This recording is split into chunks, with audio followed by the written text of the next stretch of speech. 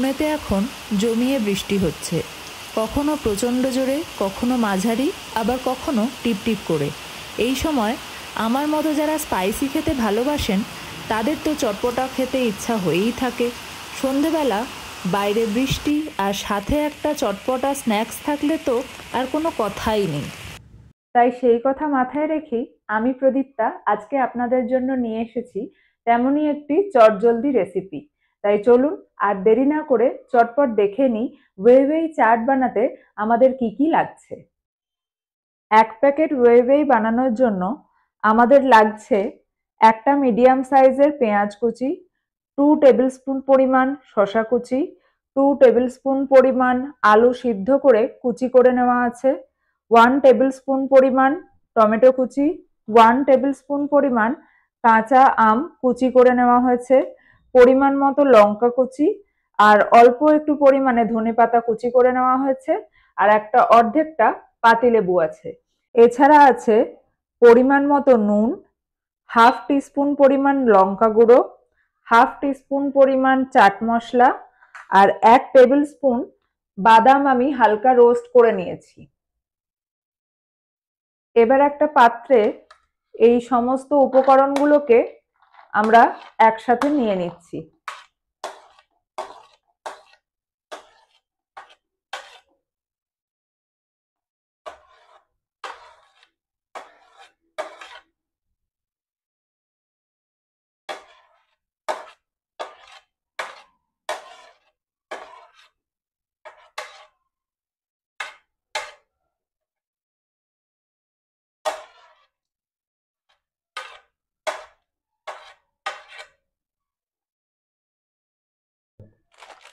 এর মধ্যে এই 1 প্যাকেট ওয়েই ভালো করে ক্রাশ করে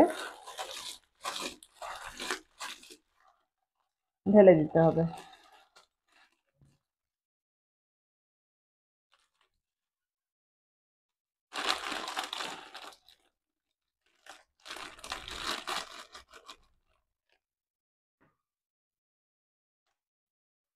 এর মধ্যে আমরা ওয়ের ভিতরে কিছু টেস্ট এনহ্যান্সার দেওয়া ছিল, সেগুলো দিয়ে দেব।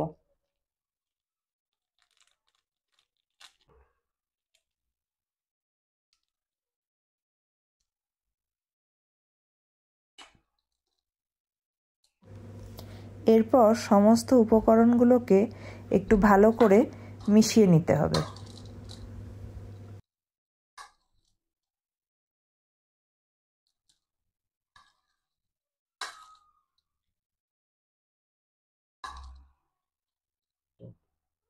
এর মধ্যে আমরা দিয়ে দিচ্ছি রোস্ট করা বাদামগুলো, ঝালের জন্য একটু লাল লঙ্কা গুঁড়ো, চাট মশলা, আর সল্ট।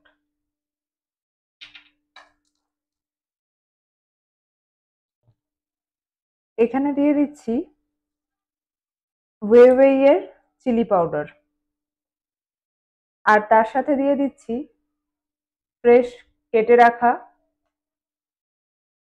ধনেপাতা। এর মধ্যে আমি দিয়ে দিচ্ছি 1 টিস্পুন, তার থেকে একটু কম, সর্ষের তেল। এতে এই ফ্লেভারটা আরো সুন্দর হয়। এবার এর মধ্যে দিয়ে দেব লেবুর রস।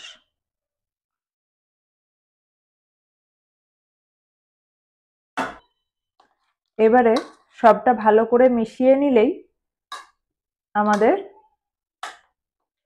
রেডি হয়ে গেল ওয়েই চাট।